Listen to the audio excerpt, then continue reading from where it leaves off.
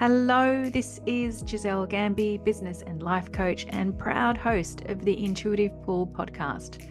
We're now pivoting to season 4 with an invitation to raise the stakes.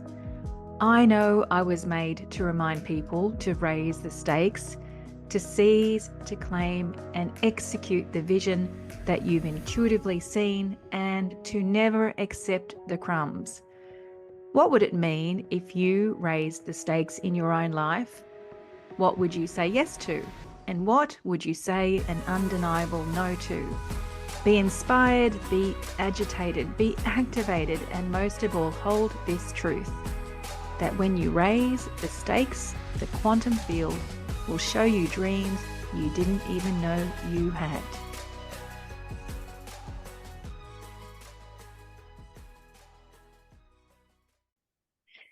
Well, hello, Intuitive Pull community. It's very exciting for me today because I have Mair on the podcast today. I just want to share a little bit about how I met Nick. So I have this, I can't say it's love-hate because I don't like that word, hate, but I have this love kind of like ho-hum relationship with LinkedIn.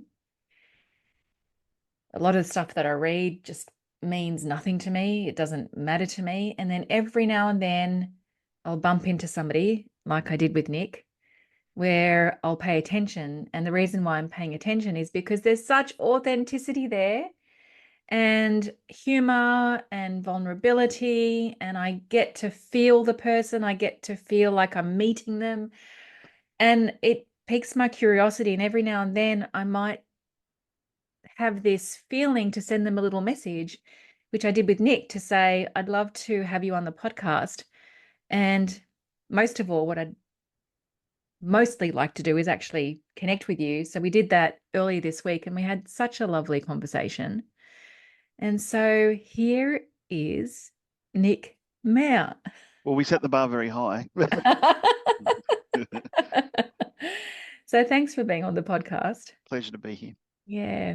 So I'm just going to, I guess, give a little bit of a context as to some of the conversation that we're going to have. And the reason really why I was drawn to you, Nick, when I was reading all your posts and liking and commenting and then kind of I felt like I was becoming an ally with some of the other people, like wanting to get your posts out there with the algorithm. Is because you've been sharing about your mental health journey. So, I thank you, Lorna, who has mentioned to me, please say a trigger warning when I do these types of episodes. So there's a trigger warning here. And actually, before we got on the podcast today, I was remembering an interview I did with Spoke to a Bloke that I told you about, Nick, earlier this week. I interviewed Scott Osborne and Paul Dunn, who have created a foundation called Spoke to a Bloke. The reason why they created that foundation is because Paul Dunn's brother Nick took his life. I think it's about 3 years ago. And I was really pulled to support that foundation. And I interviewed Paul and Scott. I released that episode during the week sometime. I think this is December last year. And then on Monday, I received an email from somebody that I actually knew who said to me, she was pulled to listen to the podcast. She didn't know what episode was going to be on there. It happened to be the episode speaking to Paul and Scott about Nick taking his life. And what I didn't know was that this person was considering the same as she was listening to the episode. And what she ended up doing was, as she listened to the episode, she ended up writing through her thoughts and feelings. She wrote them out and she wrote through them, and she felt a certain level of freedom on the other side. And then she contacted me on Monday and actually shared that writing with me. I never knew that was going to happen. So my intention coming onto this podcast, other than, really, I guess, letting go and letting the magic unfold however it wants to be, is, we're going to have a conversation, and we don't know the impact that this is going to have. And, I have great intention that it's going to land in exactly the right place and exactly the right lap and exactly the right heart, So thank you for being with me and us today. Pleasure. I'm very excited. Yay. We'll have a good podcast. Yay. So I'm going to hand over to you now Oh, and ask you to share you with us as you have been sharing you on LinkedIn. Can you tell us a little bit about your story and why we would even be here speaking today? I like that. That's a very interesting way of phrasing it. I started what I'm doing now just over a year ago, middle of last year, when I'd left the corporate world, based on a bit of an episode that I wouldn't say an episode is the right term, but I had a pretty dark experience where I was seriously considering ending my life, and it was, yeah, very, very, very, very dark time for me. And I think a lot of it was geared from the, the that corporate environment that I was in. Even though it was a fantastic company, they were wonderful people, but it just wasn't the right time for me. That I was just at the end of my, well, I wouldn't say end of my career, but I'm certainly in the latter half of my career, and thought I just don't want to keep doing this. And I was on that cycle, that merry-go-round of being in that talent acquisition space and just doing it for what I believed other people expected of me as such. And in the meantime, the black dog as such had a very good hold on my ankle and was dragging me down. And then I reached out to Lifeline for help because I was ready to yeah, call it quits. And they were just incredible people. The counsellor that I had, Michael, I really want to track him down Mm, and give him a big hug. And he was phenomenal in the way that he was able to talk me back to life as such. And it was just well, very dark experience, but a very wonderful experience in the sense that it was able to lift this cloud that was over me, and then was able to leave the corporate world and thought, well, that's a big driver for me, and started my own business delivering mental health first aid, which I've wanted to do for years. So it just everything sort of appeared, and so I enrolled in a instructor course, became an instructor for mental health first aid, as well as doing workplace sessions based on my own lived experience of my discussions with Lifeline and recognizing those signs. So that was just a bit of a calling, if you like, as hard as that may sound. It definitely was a bit of a wake up moment for my life, well, quite literally. And yeah, so, and as well as organising men's retreats as well, just to have a bit of campfire therapy for blokes that aren't very good at talking, and getting them out from their day-to-day routines of being fathers and husbands and brothers and managers and workers and whatever else it is, and just be a man in a very safe environment for a few days, and then reset. So yeah, that's, I guess, where I was. And I've always had a thing for helping people, particularly with their mental health, even though I was struggling quite badly, which I've been doing for over 30 years, in and out of getting the appropriate help. And yeah, I think, coming from an aviation background as well, that's a highly regulated, very, very rigid environment, and then getting into the talent acquisition space. So doing a lot of recruitment and that very tedious sort of work, which I think just went against everything that I did well, and realized that being around people and helping people is where I should be. And here I am, very happy, probably the happiest I've ever been, and mm, had an incredibly good session with a therapist during the week, which opened up some wonderful things, and has got me going in the right direction. So in 18 months, going from the depths of these pit of excrement of wanting to end my life to wanting to help others change their dangerous thought patterns, and help and provide a bit of hope for particularly men, but for everybody, to assist with their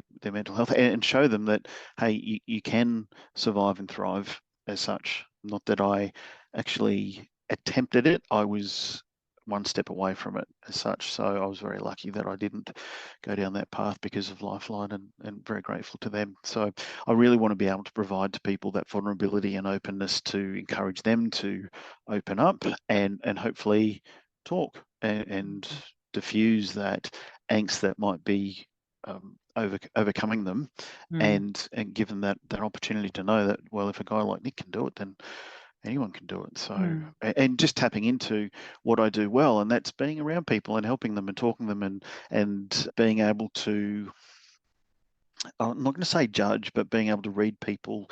I Mm. guess with many years in recruitment, you get the knack of being able to read Mm. people and so forth. So there are certain skills and talents that I have that I wasn't really utilizing in recruitment that I can do now in that mental health space, and I'm so excited to be able to do that. Um, Mm. yeah, just love it. Absolutely love it. Mm. You know, sometimes we think when we leave a certain career and we come into a new career that it's like going into a completely different room, into Mm, a into completely foreign room, and yet it's not because, mm, as you said, like you were always able to read people mm, through your talent acquisition work, mm. and how perfect is that capacity now Yeah, to be able to read people, I guess, for a different purpose, for a different. yeah. Yeah, absolutely. And it's something that I've been able to do even before the recruitment days were happening. I'm actually connected with my year six teacher on LinkedIn, of all things. And there was a post that I did, and he made a comment around that he saw that back in many years ago, when I was in year six in primary school, and Wow. it's just amazing how it must have just stuck with him over all those years. And here we are reconnected on LinkedIn. I'm a bit of a LinkedIn tart, love it, and am on it all day, every day. But it's a wonderful platform to be able to share a message as such, and spread the word, which is really what I'm all about now. Is that purpose driven to ensure that no one feels the same way that I did, which I know is a bit of a BHAG, but it drives me to ensure that people have an element of hope, and there are people like me out there ready to listen to them. That's just wonderful, just Mm, wonderful. So when you read people, you meet people, like you meet people, right? mm, When you were on the phone with Michael the first time, hmm. I imagine he met you. He what? Sorry, he. I imagine he met you. You know, he met where you were at. Oh yeah, oh most definitely. And he had a very similar sense of humor to me as well. So I think I got that sense of connection with him straight away. And the magical thing was he never made any judgments or anything like that. He just I think this must be part of their training, and it's something that I'd like to do one day is do the Lifeline training. But all he Mm. asked me was just tell me more. Yep, tell me Oh, more, tell me wow. more, tell me more. Wow. Yeah, and I knew what he was doing. I thought I know exactly what this bastard's doing. But I was very grateful for that because he got it out, and that's the thing that I think a lot of us fail to do in having some of these conversations is that we're listening to give a response, not just listening for that other person to be able to communicate and decompress, if you like. I think of it like a balloon. Imagine someone's holding a balloon, and if we're constantly talking at them, then we're filling that balloon back up. We're not letting them get it out as such. And I know that sounds very, very basic, but to me, it's a good metaphor to be able to allow someone to decompress and just press the imaginary pause button on your head. Thank you, Tracy Cooper, for that one, and letting it all come out. So I think that's a very valuable thing. And he did that exceptionally well, and well, quite possibly saved my life. So that is a very good quality for someone to have, is the ability to truly actively listen to the Mm. individual that may be undergoing some distress with their mind as such. So Mm. that was a really big thing for me, was how he, yep, we established the niceties at the beginning, but then he just, yeah, just let me do my thing, just got it all out. I was absolutely exhausted after the Mm. conversation, absolutely fried, but in Mm. a good way, that I thought I can move forward. I can do this. And Wow. a lot of it was environmental, where I, not so much the actual work environment, but the career that I was in and doing. Like, I certainly I miss the money of recruitment, but I don't necessarily miss that transactional nature of it that it was turning out to be. And when I dissected what it was that I loved doing in recruitment, it was talking with people, whether it's the hiring manager or the actual candidate and helping that candidate, I thought I was able to utilise that in the mental health space, and there is a huge need for it, particularly amongst men.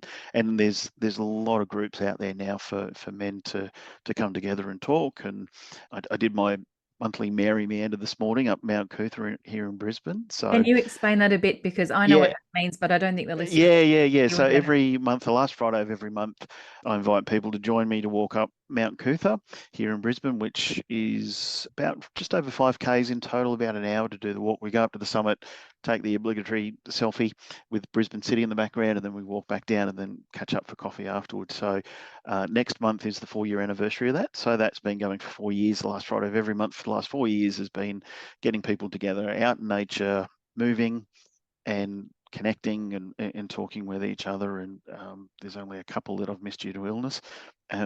And there was, even during a storm, we still did it. We still walked on the safe side of the mountain and then got to the summit. It was fantastic. So that's something that I do every month to give people an opportunity to connect with people.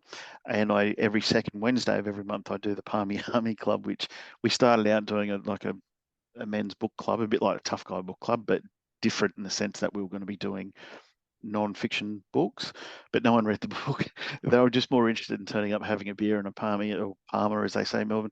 And so it just stuck as the Palmy Army Club, where a bunch of blokes just come together, and it's just judgment-free zone, just to come and talk and have something to look forward to every month, to think, oh, I've got the Palmy Army or whatever it is that month, or whether it's the monthly meander up Mount Cootha. So it's just giving people some hope and giving them something that is consistently happening every month that they can look forward to, that if they need to get out and just connect with other people, they've got the option to do that on their own free will. And it's a wonderful thing. There was only 8 of us this morning and 2 dogs, and it was just a beautiful spring morning.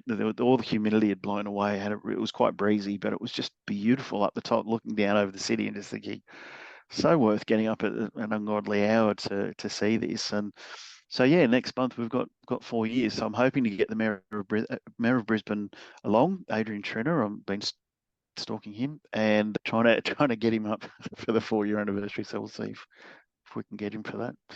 So yeah, there's a lot of good stuff that I love just doing to get people together, because I just don't want people to feel the way that I did. And like I said, I know that's a BHAG, but if you don't have a BHAG, then you just need that direction to be able to do that. So yeah, pretty excited about what I'm doing. And what about the mental health training? Tell us about that. What did Yeah, you call it? You called it mental health first aid first training. aid training. So yeah, Yeah, tell us about that. it's similar to the physical first aid in the sense that it's like a triage for someone that may be experiencing a common mental illness problem that may be worsening or maybe beginning. So it's that triage. We're not there to diagnose or provide therapy. It's really there to encourage them to get them that appropriate professional help as such. And yeah, so it's a 2-day course, face to face, or there is the online blended option, which I do as well. And that's about 6 hours of pre-work, and then there's a 4 to 5 hour session face to face, or what we're doing here on Teams.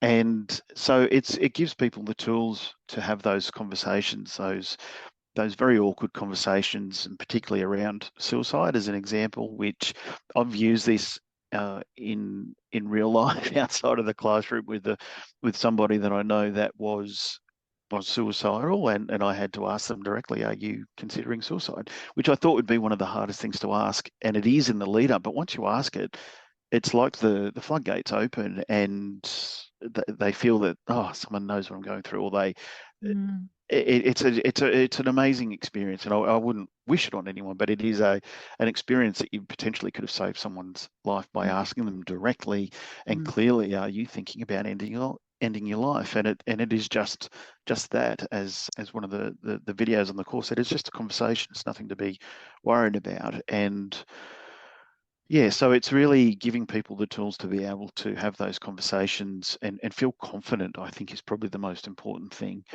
And we talk about things like depression, anxiety, substance use, and psychosis. And the psychosis area is a very interesting section that we dedicate some time to, because not many people know about psychosis and what makes it up and so forth. So it's just wonderful to be able to deliver that material to people, and everyone walks out thinking, wow, I've learnt so much in the last 2 days, and Mm. lots of strawberry Freddo frogs get thrown around, which is very important, Very important. and lots of bad, lame dad jokes and so forth, which delivered perfectly.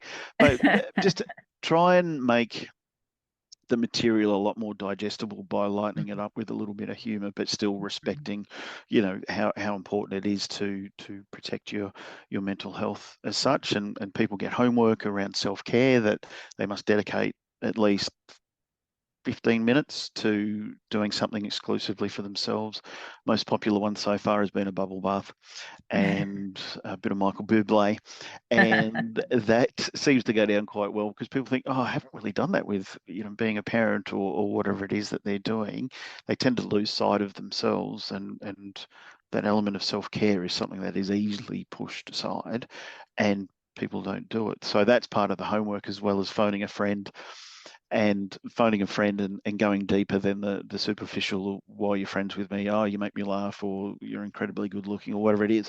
It's more, well, what's kept you as my friend for such a long period of time, or a short period, whatever it is. But digging deeper with your friend and connecting them with them in a way. And everybody that comes back to the table the next day and tells of what they did by way of their phone call, you can just see the whole demeanor change, and they get lighter, and they just have this beautiful grin on their face, thinking, yeah, they said this about me, that I'm so dependable, I'm always there when they need it, and I'll give them an honest opinion, or whatever it might be. And it's a wonderful thing. It was actually a psychologist that gave me that idea in one of her courses. She did a wellness program that I attended, and I just thought, that is fantastic homework. So it's not really part of the script for Mental Health First Aid Australia, but it's something that I like to do, just to add an extra element there, so that they walk away from the course feeling that, wow, they've been heard by a friend, and understand what the qualities are that make them a great friend, which we don't really do with our friends. So it's something different, a little bit left field, but like I said, people walk away with a very good feeling after the course, to think that they can make a difference and support someone, as well as their own mental health. And if they do have an experience with mental illness, or common mental illness such as depression and anxiety, then they know how to nurture themselves as well. So yeah, I really enjoy doing it. Any excuse to be up in front of people and facilitating positive discussions. It's not something that I got to do in the recruitment space, so I love doing it. And I've just found my thing when I first got into it at the age of 48. So it was a late blooming, if you like, for finally finding what I think my calling in life is. As I don't want to sound too wanky by saying that, but that's what I believe it really is to being able Mm, to deliver these courses and mm, get these conversations going to support other people, and hopefully grow the mental health pack, my mm. business, into something that is something a little bit scalable, that I can expand and hopefully take it into other states and other countries as well. So I'm very excited about what's ahead, and just love what I do, which I haven't been Obvious. able to say in a very long time. It's It's very, very obvious. yeah, it's good. It's really good. And like I said, for me, I probably had to have that really deep, dark episode of, Mm, you know, laying there in bed one night, and my wife was asleep, and I said this previously to Steve Hodgson on his podcast, that he was my best friend in the world, right next to me, and yet I was too afraid to ask for help. And then, yeah, had to reach out to a stranger for some help. So, and I think that's what men do, is we're afraid to bother people, if you like, and feel that we're a burden on people if we're unloading on our partners or friends, and feeling that we, the world would probably be better off without us, which is something that Graham Thorpe, the English cricketer that recently died by suicide, has been heard saying, is, oh, the world would probably be better off without me. And that's heartbreaking. So you'll see on a lot of my posts on LinkedIn that I do sign off with, you're not alone and you matter and the world is a better place with you in it. Just to remind people that, yeah, you do matter and you are worth it. Not sponsored by L'Oreal, but you are worth it. And it's just, yeah, one of those things that I think people need to hear as opposed to just assuming that they know it. And yeah, it was a pretty interesting experience, that's for sure. Why do you think you couldn't talk to your wife about it? As you said, you've got your best friend lying. Yeah, I didn't want to bother her. I just thought Mm, that I don't want to go too deep, but I just didn't want to be a burden. mm, And that was the overriding thing in my mind is I'm mm, just going to be a burden. And I didn't want to put that pressure on her. She has a very high pressure job anyway. mm, And even a another person close to me said, "Oh well, you don't want to." Oh, you don't want to bother Deb with your problems or words to that effect. And they weren't doing that in a vicious way. It right. was a close person in my family, but I just thought, Mm, but well, who else am I going to talk to at home when I need that? And so that was that probably fueled some of it. I'm not going to say that it did, but it mm, potentially could have. I don't know. mm, And I just by the love that you have for your partner, you don't want to trouble them mm, is what was going through my head. I just didn't want to add to the stress that she already had with the job. So mm. that's probably why, and that's why Yep. it's probably easier to chat with a stranger that's a counsellor that's probably used to having those conversations. And and since that, the relationship has probably improved because I've then had to tell her when I know that if I'm slipping or something, then I'm Mm. more comfortable having those conversations, saying, "Yeah, I'm probably not in a good place at the moment. I might need some help." So All right. So I'm just going to say apologies to the listeners and to the viewers then because the dog went for my ballistic. singing, Somebody did the doorbell and the dog. Ooh. yeah, All right. my Okay. dog's asleep next to me, Oh, I wish mine was, but there you go. That's snoring. that's the thing, that's life, isn't it? Yeah, As I well, she always did come to say, Mount Cootha with us this morning, so oh, oh, trooper. gorgeous. I always say with, the episodes like I'm going for connection, not perfection. So there you go. Authentic. Absolutely, mate. Like you say, it's more authentic if you do have a dog barking. Like what Zoom call in Australia doesn't have a dog barking in the background at some point. So where I thought I was going to go, I'm not going to go because something else has arrived. And Oh, yeah, and the thing that's arrived is, I want to thank you for educating me and hopefully who is listening or watching this podcast on what mental health first aid training is because I didn't know mm. what it was. Not many people do, and I didn't till a few years ago when I had a couple of conversations with a friend, and I didn't realise until afterwards that he was a mental health first aider, and he'd seen the signs there and reached out to me to connect and have a coffee and get talking, which is all part of the whole mental health first aid action plan of approaching the person, assessing and assisting with any crisis. So he was able to do that unbeknownst to me. So, and then I realised he was a mental health first aider. I thought, wow, I've got to get this credential and Yes, hopefully be able to help someone else. And then I thought, I yes. really want to instruct this. And then, yeah, here I've built a business solely around mental health first aid. So Yeah, it's a very powerful course to do. this is where I want to go. Okay. Okay. So I had this vision when you were talking about mental health first aid training, and Mm, what I was saying was just how absolutely valuable it is, how mm, impactful it is, mm. right? Like the impact, like we're not talking about, a new face cream that might reduce some wrinkles, right? We're talking L'Oreal, you are right, worth it. we're talking about literally potentially saving somebody's life. Like Yep, that's how important it is. That's how much yep, it matters. yep. And this is the vision that I had. And I'm telling you, I'm going to put this out on LinkedIn.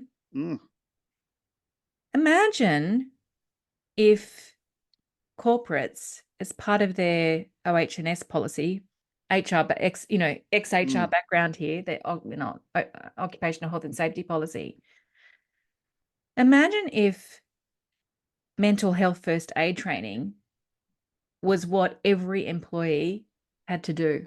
Oh, look, that's it's it's a yeah, it well could potentially be a VHAG, but to be able to have every employee do that would just do wonderful things for reducing the stigma as well as just have an open and safe environment that people know that there's people around them that can support them, particularly with the two most common of anxiety and depression, that they've got a safe space to be able to know that someone can intervene early and recognize those signs of adverse mental health or common mental illness. So that would be great if it could. Can you Um, imagine? Like, I know I'm going, to the nth degree of what could be possible, but I'm just mm, thinking to myself, um, the impact that would have on the people at work, but also the yep. impact it would have at home. Yeah. Oh, and it Recognizing. absolutely. And it was probably a week after I'd done the certificate before I became instructor that I had a conversation with a friend who said, "Oh, I'm on to my second case of beer this week." I thought, it's not like you. So I had a conversation with him around that. It's interesting you say that. You're not normally really a big drinker. Tell me more about that. So we opened that up, and as it turned out, there was a lot of pressure on him at work and at home, and he didn't realise that he was using the beer or the alcohol as a vice to cope with the stress of what was going on. So that, and he reflected on that since and reined in his midweek drinking as such. So that was like the course just paid for itself within a Right. couple of weeks of having that conversation to say, yeah, that's just not like you, mate. What's going on? And I would, I think, as a precursor to everybody doing their mental health first aid, I think most businesses, particularly the larger corporate ones that have those signs on the wall that said, "Oh, here's your physical first aid people Hmm. on this floor. Go contact them." They should have that for your mental health first aid as Oh, well. That hey, yes. then people may not want to use it, right? But knowing that there is an element of hope there that hey, if I get into trouble, there's someone that I can go and reach out to and have a chat Yes. to, and Yes. they can direct me in the right way to get me to that appropriate Yes. professional help. So that is something that I'm on a quest to do is encourage organisations to not only have the physical first aid but have the big green poster next to that other one to say, well, here are your mental health first aiders, Yes. and hopefully that can open up some conversations, but also, like I said, just give people that element of hope that there is someone there if I need it. In Yes. addition to, well, over and above the EAP that most businesses, well, all businesses should have, it's someone that they know and trust. And people are more likely to get help from people or a person in their life that they know and trust Yeah. or like and trust. Yeah. That's largely why only 50%, well, less than 50% of people get help that need it because, well, mainly that's probably men, but unless they're receiving that from someone that they know and trust, it's very hard to encourage them into action. Yeah. Yeah. So through this podcast, I'm saying to the people who are listening and watching, if you have the privilege of leading people, if you have the privilege of, being in a business and having influence on other people's lives, please consider, Mm, please consider the importance, yeah. the impact of having people trained in mental health first aid. And you know Mm. who the person to go to is Nick Mair, who's sitting in front of me. Well, there's a lot of very good instructors. Right. I'm lucky that I'm connected with a few here in Perfect. Queensland, and Perfect. so I don't want to steal the limelight from them. But yeah, I certainly am very good. Yeah. Um, All right. I'm just All right. kidding. Oh, no. And I when love I what when I I do. put this podcast out there on LinkedIn, in the LinkedIn world, I'm going to be speaking to this, inviting people who are in those positions of influence, Mm, to take you up. yep. That's Oh, that that's would be what I great. did. But it's getting a lot more airplay out there as to the importance of mental health first aid and how it feeds into those psychosocial hazard laws that are in place. So there's a lot more awareness of it now than what there was as opposed to a few years ago. And a lot of the larger organisations are leading the way by having in-house mental health first aid instructors deliver the course. So they pay for people to go and do it, and then they come and spread the word internally. So there's a lot of that happening as Yeah, well. I think fantastic. about 3/4 of the course that I was in, more than 3/4, they were in-house people with Yeah. government and very large organisations that were able to deliver the training. So, which was great because they can have the internal ones because I'll pick up the rest and be able to do more courses hopefully. So, if I could, I'd be doing courses every week, but at the moment it's around 2 to 3 a month that I'm doing, and just love it. Yeah. And you've got capacity for more, right?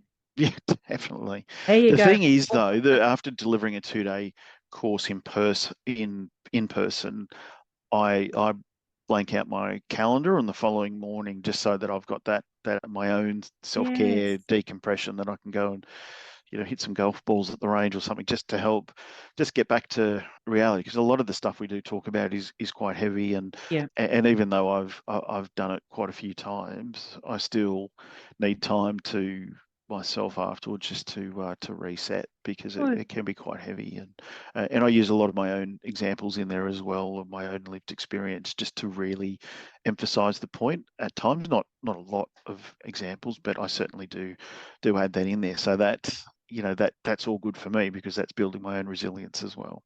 Yeah. And that's called integrity, right? Mm. That's called integrity. Like you're living what you're speaking Oh, about. absolutely, and I think that's a wonderful thing, that I guess that I'm lucky that well, I don't say lucky. Yeah, I am lucky to have had that experience, because Mm, I'm delivering it with a great deal of authenticity, and I'm not that I want to discount mental health professionals that haven't had that lived experience, but mm, I'm living it from first-hand experience.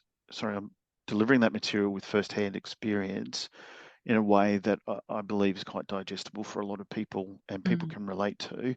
I'm very open and very honest sort of a person, and very approachable. So mm.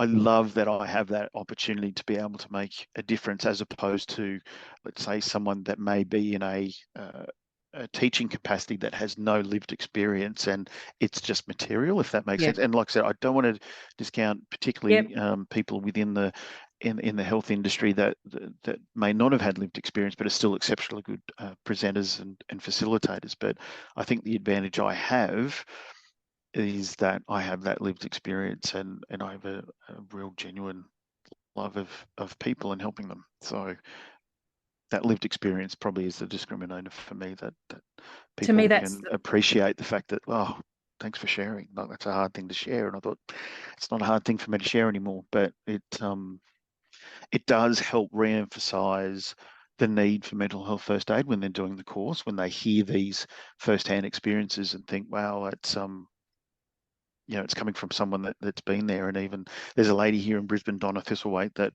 had survived a suicide attempt, and she delivers the course as well with a great deal of authenticity. So I think, yeah, that helps to oh, to be able to deliver it. And look, we've all been impacted on it, whether people have cared for someone or themselves have been through that. Like, it's 1 in 5 in any 12-month period.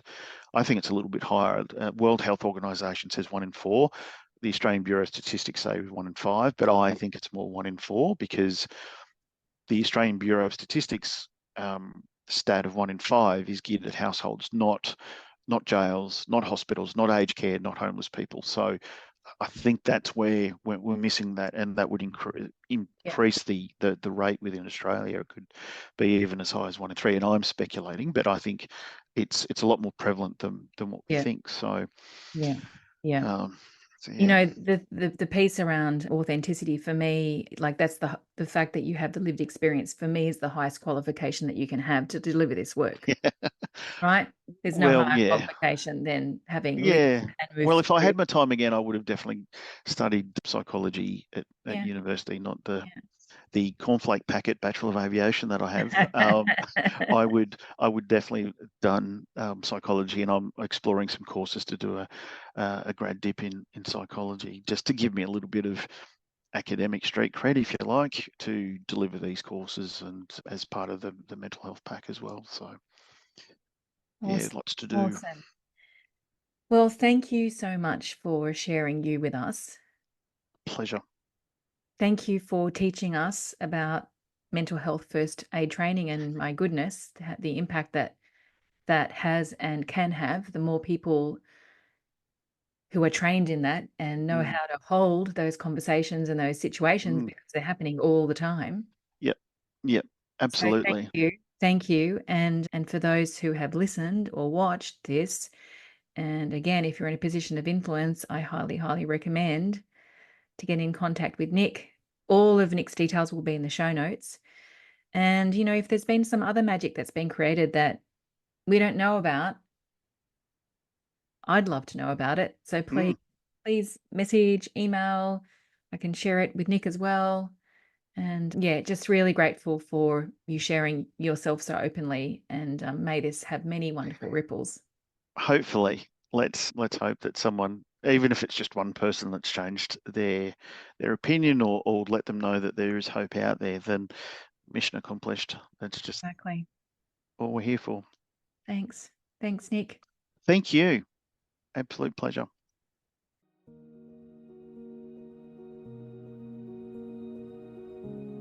Hey guys, if you love this podcast, I have 2 requests. Number 1, sign up to the newsletter, which you can find in the show notes.